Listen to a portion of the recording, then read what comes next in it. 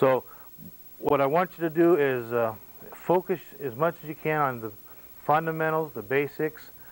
If you think, you know, this might happen or that might happen, and what do you do if it does, bring those questions up in advance, our team building, and we'll work on how it's applied to your specific setting. There are going to be some differences between what you've been seeing in group and what you'll be taught here. Some of those are on purpose. We allow flexibility in how the model is implemented so that it'll fit the age group and the type of client that you're working with. The other reason, which is not as good a reason, is because there's inevitably deterioration in the model once it gets applied someplace and then gets used day after day. Okay, this model came from a social psychologically based theory. There are actually 3 theories that I'll tell you about today, and then that's all you'll hear on theory for the whole time. The number 1 theory that this model comes from is known as reference group theory.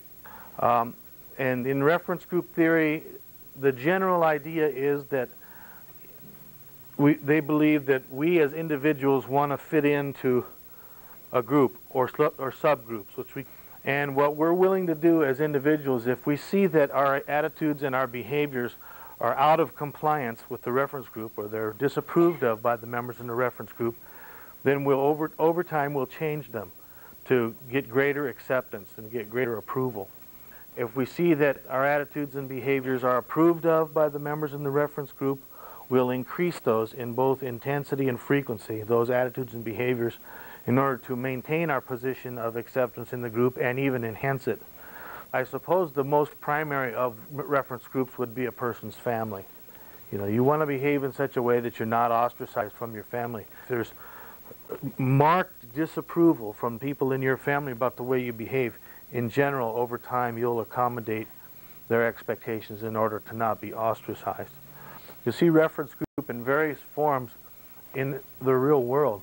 We see that even though these children that we have reference groups in their own community, very soon when they come into the institution, they want to be accepted and they want to be approved of and they want to feel like they fit in.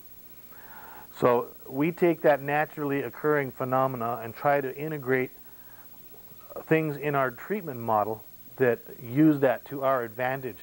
So the daily groups that the kids meet in, it's that cluster of people, adults and peers, who form over time the reference group. The reference group there is strengthened by the fact that that group will be the one who makes major decisions about the client's life. Privileges, home passes. So with that kind of authority and with that kind of even if reluctantly, accepts that group of people he sits with every day as a reference group and tries to fit into that. And I'm sure if you've sat in enough groups, you're going to see that the group members sometimes have a negative effect on one another.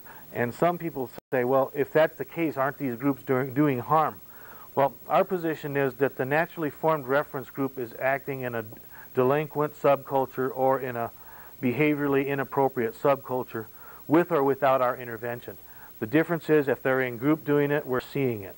We have nothing to lose by bringing them into a group and trying to convert some of that negative peer support, you might say, and channel it in positive ways. Second comes from developmental psychology, virtually undisputed theory, even which is they're more interested in how their peers see them than they are younger children or older children. And this is a very strong force. It's exaggerated. It's out of proportion compared to people in other age groups. So it's not only reference group, but peers for adolescents are, even more important sources of feedback and guidance. You know, when you have a young child, what's appropriate for a young child is to use an adult as a frame of reference. They want the approval of the adult, right? And that's appropriate in young childhood. As they become preteens, they're starting to look more to the outside world, to peers, certainly to other adults outside the family. And then as they become adolescents, it's almost as though the adults didn't exist other than somebody to rebel against. The last theory comes from, I don't know, I suppose political science or sociology or somewhere. Most people prefer to live in a situation where they have something to say about how things are done around them, where they have something to say about how their immediate circumstances are governed. They have something to say about what norms, rules they have to go by, and they have something to say about what decisions get made.